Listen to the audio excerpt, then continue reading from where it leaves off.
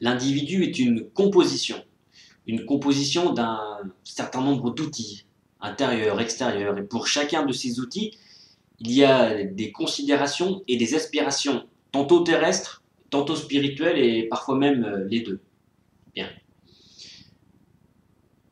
Pour chacun de ces outils, des mouvements s'opèrent. Ces mouvements sont portés par la bienveillance de Dieu. En réalité, la tradition prophétique nous rappelle que les actes ne valent que par les intentions, et la mystique nous précise que les actes ne sont portés que par les intentions. Ainsi, si je me détourne de Dieu, si je me détourne de sa vérité, si je me détourne de sa manifestation au quotidien, en réalité, je peux me voiler la face, mais je ne peux pas échapper à la réalité de sa manifestation divine. De même que si jamais je me tourne vers lui, je me tourne vers lui uniquement par mon intention. En réalité, c'est lui qui me fait se tourner vers lui. C'est lui qui me cherche. Plus exactement, il m'oblige à tourner son regard vers lui. Donc, qui cherche qui en réalité?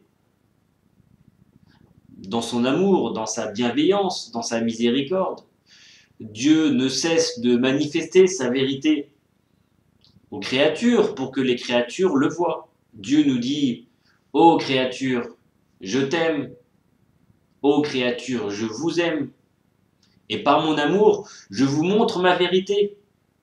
Je veux partager avec vous la grandeur de ma vérité. Posez votre regard sur moi. Plus vous poserez le regard sur moi, plus vous comprendrez que vous ne pouvez pas me connaître, si ce n'est de manière partielle.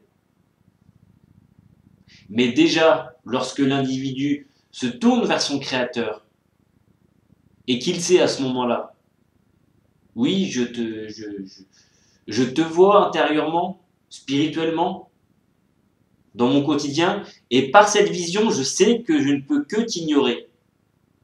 Je te connais, donc je t'ignore. Je ne peux pas savoir qui tu es au-delà de ce que tu nous montres. Mais il y a une vérité que toi seul connais et que toi seul connaîtras de toute éternité.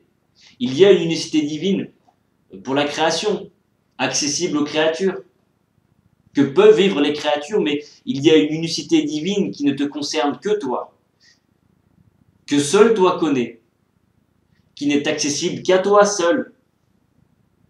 Cette unicité divine, les sages connaissent son existence, mais ne la connaissent pas.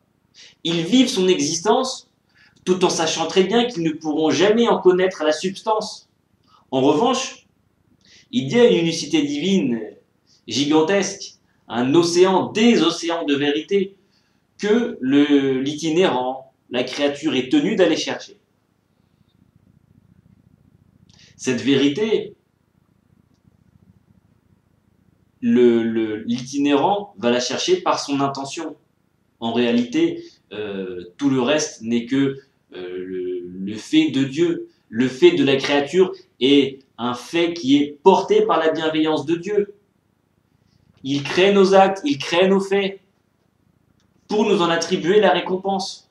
Et quand bien même on se détourne de cette vérité, il continue de nous alimenter par sa bienveillance. On aime nos enfants, quoi qu'il arrive. On aime notre épouse, quoi qu'il arrive. Les femmes aiment leur mari, quoi qu'il arrive. On se projette dans le futur. On vit toujours la vérité de Dieu. On pense à la vie, on pense à la mort. Quand bien même on se détourne de lui, il continuera de manifester sa vérité. Tout le temps, en permanence. Personne ne peut y échapper. Simplement, il y a une différence entre l'ivresse de voir sa vérité et la folie de s'en détourner. Et il y a deux types d'ignorance. La personne qui ignore qu'elle ignore et la personne qui sait qu'elle ignore. Et c'est déjà le début d'une connaissance. C'est pour ça, celui qui s'ignore ne fait que fuir la vérité. Mais celui qui se connaît, je sais ce que je suis. Je connais mes limites. Je sais ce que je ne suis pas. Et je sais d'où provient ce qui me dépasse, ce qui me transcende, ce qui est plus fort que moi.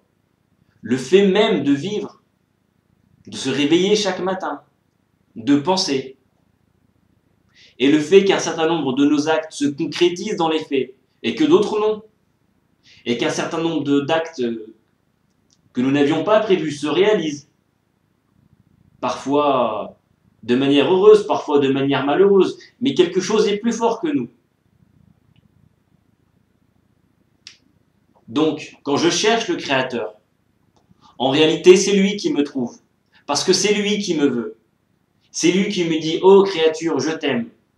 Et parce que je t'aime, je veux que tu te tournes vers moi. Je veux que tu poses ton regard sur moi. Je veux que tu cherches ma vérité. » En réalité, c'est lui qui nous cherche. C'est lui qui nous trouve.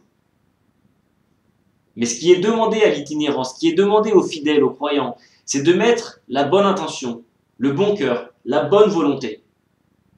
En revanche, celui qui ignore une partie de lui-même, celui qui ignore ce qu'il est à l'intérieur, donc qui ignore ce que est la vérité, ce que est le divin, ce que est le mouvement spirituel intérieur.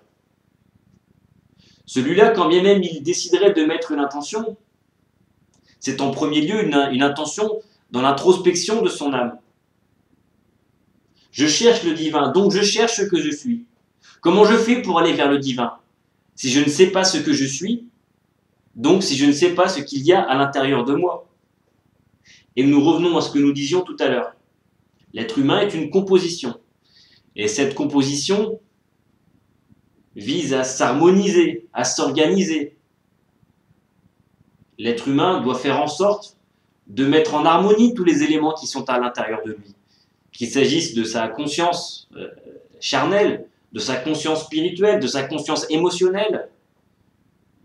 Tous ces éléments doivent collaborer ensemble. C'est un effort, c'est un mouvement. Et à chaque fois que Dieu nous montre que nous sommes faibles dans cette mise en relation des composantes intérieures de l'individu, il nous montre que c'est lui le fort, le stable, le permanent. Et nous lui demandons « Ô Seigneur, facilite-nous » car en réalité, tu ne cesses de nous montrer ta vérité et tu ne cesses de nous combler de ta bienveillance. Tu ne cesses de nous dire combien tu nous aimes, toutes les créatures du monde. Chaque créature est portée par la bienveillance de Dieu.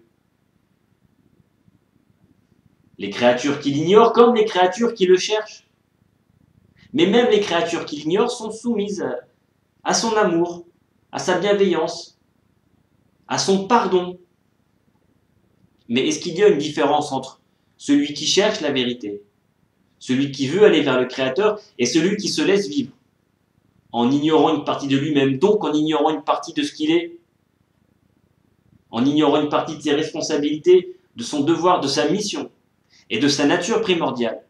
Car la relation avec le divin est la nature primordiale de l'homme. L'homme n'est pas une créature comme les autres. Ce n'est pas un bout de carton, ce n'est pas une fleur, ce n'est pas une vache, ce n'est pas un poisson. L'homme a une responsabilité, l'homme a une mission, et l'homme a un ensemble d'outils pour accomplir cette mission. Est-ce que chercher sa dimension intérieure est suffisant? Non. C'est l'intention qui compte. L'intention, la bonne volonté, le bon cœur, et le reste est porté par le divin. Donc quiconque cherche le divin, c'est Dieu qui le trouve, parce que c'est Dieu qui le fait revenir à lui. C'est Dieu qui le fait cheminer à lui. Et tout ce que fait le fidèle au quotidien, dans ses prières, dans ses moments de recueillement, dans ses moments de méditation, dans ses moments de jeûne, dans ses moments de réflexion, dans ses moments de lecture, ce n'est que rechercher les bonnes conditions et la science et la connaissance pour savoir comment vivre le moment de cette relation, le moment de cette connexion avec le divin. Comment vivre l'instant présent de la vérité de Dieu. Comment vivre ce moment sacré, ce moment privilégié, ce moment merveilleux et permanent de ce dialogue avec la vérité. Dieu ne cesse de nous dire « Je suis là ». Et je te comble et je te porte par mes noms, par mes attributs. Aussi longtemps que tu me fuiras, je serai là. Aussi longtemps que tu me chercheras, je serai là. Ignore-moi, je suis là. Cherche-moi, je suis là. Demande-moi ce que tu veux, je suis là. Aime-moi, je t'aime. Ignore-moi, je t'aime. Ce dialogue est permanent et s'inscrit dans la constance, parce que les attributs de Dieu sont dans la constance, dans la permanence. Mais nous sommes dans un mouvement instable. C'est pour ça que nous devons chercher les outils pour vivre cette instabilité de manière harmonisée et cohérente. Comment je suis en relation avec le Créateur, dans la tristesse, dans le bonheur, dans les moments de pauvreté, dans les moments de richesse, dans les moments de frustration. Comment doit-on cheminer? Qu'est-ce que Dieu nous dit à ce moment-là? Qu'est-ce que Dieu attend de nous à ce moment-là? Qu'est-ce que Dieu veut nous apprendre à ce moment-là, de sa vérité, de son intimité? C'est pour cela qu'avant toute chose, le fidèle doit se rappeler que rien ne vient de lui, mais tout vient de lui, loué soit-il. Rien n'est de son fait, mais tout est de son fait à lui, gloire à lui. Celui qui croit un seul instant qu'un acte, quel qu'il soit, émane de lui, celui-ci s'égare, celui-ci ignore le divin. Car celui qui n'ignore pas le divin sait que tout vient de lui. Mais nous mettons les bonnes intentions. Nous mettons les bonnes intentions et ces bonnes intentions demandent à être travaillées, à être lucides, clairvoyantes. Ces intentions demandent à être portées par une grille de lecture, de science, de connaissance, de pratique, de patience, de persévérance, de gentillesse, de bon cœur, d'harmonie, de lucidité. Non, la religion et la spiritualité ne sont pas simplement des outils de répétitivité, des outils de comportements sociaux, une législation tribale, non. C'est un ensemble d'outils qui vise à parfaire la nature intérieure de l'homme pour que l'être humain puisse vivre ces moments-là. Alors oui, effectivement, dans ce cadre-là, la religion émet un certain nombre de prescriptions dans le licite, dans l'illicite, dans ce qui est recommandé, dans ce qui est à éviter, dans ce qui est obligatoire, de sorte que le cadre premier dans lequel évolue la personne soit déjà serein, soit déjà équilibré. À partir de là, le fidèle émet l'intention intérieure d'aller vers le divin. Et le divin lui répond « Je suis là. Aussi longtemps que tu me chercheras, je serai là. Et tu sauras que tu m'ignores.